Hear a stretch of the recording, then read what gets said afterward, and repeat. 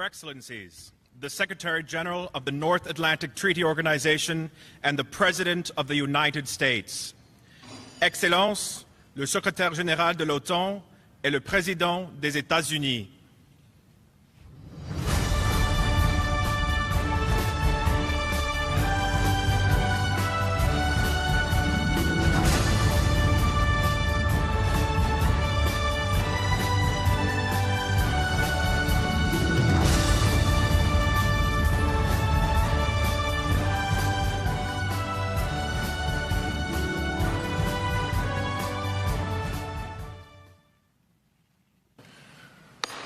So, good afternoon. Welcome to all of you. It's great to see you all here at this summit. Welcome to the NATO summit in Washington. And many thanks to our host, the United States, and many thanks to you personally, President Biden. Dear Joe, there is no better place to celebrate the 75th anniversary of our alliance than right here in Washington, where the North Atlantic Treaty was signed back in 1949. So thank you so much for hosting us all here. And thank you also, President Biden, for your personal leadership and your strong commitment over many years to NATO, to our transatlantic alliance. This has all made us stronger. Let me also welcome Prime Minister Ulf Kristersson. This is your first time as a full member of the alliance, as Prime Minister attending a NATO summit. So welcome to the family, Ulf. It's great to see you here. In this first session, we will make decisions for our future security. We will strengthen our defense. 23 allies now meet the target of spending 2% of GDP on defense, up from just 3 allies in 2014 when we made the pledge to invest more in defense. We will increase our support for Ukraine by establishing a NATO coordination and the security assistance and training for Ukraine, and by ensuring a sustained support for the long term. Support to Ukraine is not charity, it is in our own security interest.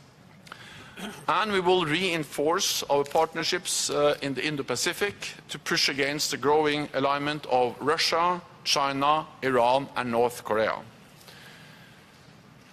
Let me now pass the floor to President Biden for his opening statement. So please, Joe, you have the floor. Secretary General, allies, friends, 75 years ago, when our nations created the alliance, President Truman said, quote, "We hope to create a shield against aggression, the fear of aggression, and to permit us to get on with the real business of creating a government and society." For 75 years, our nations have grown and prospered behind the NATO shield. Today, we're stronger than we've ever been. Since I took office, we've doubled the number of battle groups in NATO's eastern flank, and the United States has.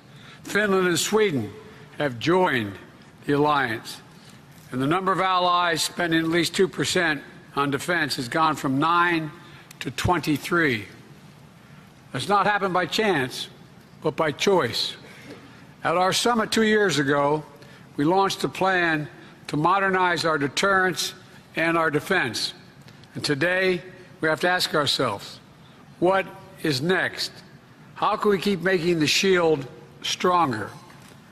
One answer must be to strengthen our industrial base. Right now, Russia is on a wartime footing with regard to defense production.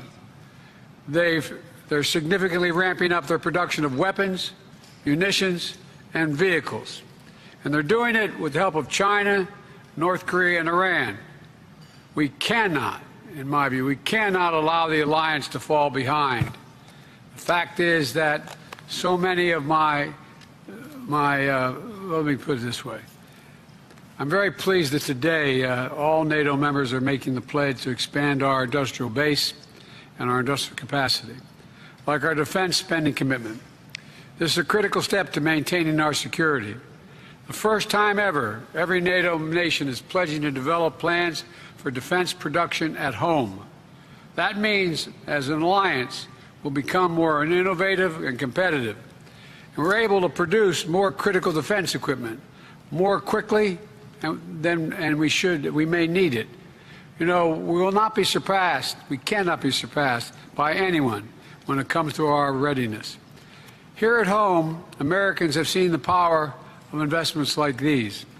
In my administration, we've already invested $30 billion in defense manufacturing to restart or expand production across 35 of our states.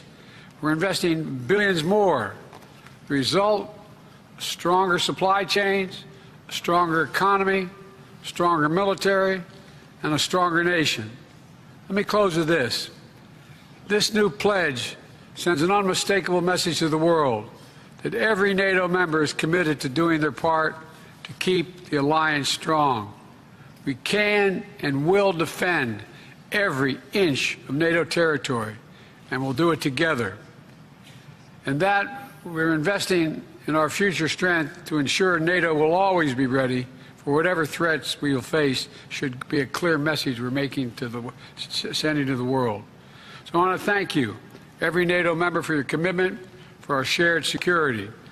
And I will now ask the press to depart so we can get started. Thank you so much, President Biden, for those remarks. And as the President said, this ends the public part of the meeting, and we ask the media to depart, and then we will continue just a second. Thank you so much.